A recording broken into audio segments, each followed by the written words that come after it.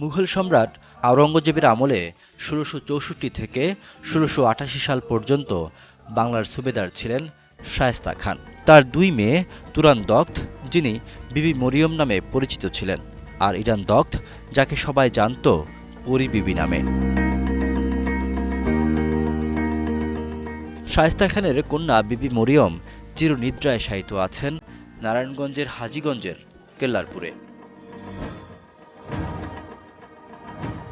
বিশিষ্ট প্রত্নতত্ত্ববিদ, ইতিহাসবিদদের মতে বিবি মরিয়মের সমাধিসৌধটি সুবাদার শায়েস্তা খানের আমলেই নির্মাণ করা হয়। মরিয়মের নামে সেখানে নির্মাণ করা হয়েছে মসজিদ ও বিবি মরিয়ম বালিকা উচ্চ বিদ্যালয়। সমাধিসৌধের পশ্চিম পাশে রয়েছে ৩ গম্বুজ বিশিষ্ট বিবি মরিয়ম মসজিদ। সমাধিসৌধটি সুউচ্চ প্রাচীর দিয়ে ঘেরা একটি আয়তাকার প্রাঙ্গণের মধ্যখানে ভূমি থেকে উঁচু ভিতের উপর নির্মিত। বর্গাকার ইমারতটিতে একটি গম্বুজ দেখা যায়। এছাড়াও ভবনের চারদিকে খিলানো ছাদ বিশিষ্ট বারান্দা ঘিরে রয়েছে। সমাধিসৌধটির কেন্দ্রস্থলে চতুষ্কোণ কক্ষে রয়েছে ৩ ধাপ বিশিষ্ট সমাধি। সমাধিটি শ্বেত পাথরে নির্মিত ও লতাপাতার নকশায় অঙ্কিত। রক্ষণাবেক্ষণের অভাবে হারিয়ে যেতে বসেছে প্রাচীন এই নিদর্শনটি।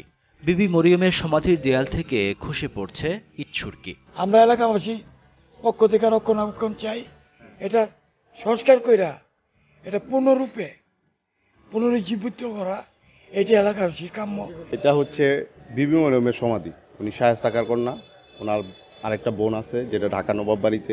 এই ৫০ বছর আমার জন্মে আমি এখানে বড়, এখানে ছোট, যতটুকু জানি বিভিন্ন দেশে পর্যটক আসে দেখে, এবং আর্কিটেকচার আসে, ওরা মাঝে মাঝে সংরক্ষণ করে। তবে যতটুকু প্রয়োজন, যেমন প্রয়োজন, এভাবে করা হয় না। সমাধির চারদিকের প্রাচীর ঘেঁষে গড়ে উঠেছে দোকানপাট। আশপাশে আলোর ব্যবস্থা না থাকায় সন্ধ্যা হলেই সমাধিসৌধটি ভুতুড়ে এলাকায় পরিণত হয়। এসব কারণে এখন তেমন দর্শনার্থীও আসে না। এটা আমি শুনছি যে এখানে একটা মাজার আছে, পরী বিবির মাজার। তো আজকে এদিকে আসলাম ঘুরতে, খুব ভালো লাগলো দেখে। নিয়ে আসছি, আমার বাড়ি পটুয়াখালী। এটা আসলে সরকার একটা পদক্ষেপ নেওয়া উচিত। এখানে ভালো একটা দর্শনীয় স্থান আমার মনে হয়। যদি আরো ডেভেলপ করা হয়, এখানে অনেক পর্যটক আসবে। আমার খুব ইচ্ছা ছিল এই মাজারটা দেখার জন্য।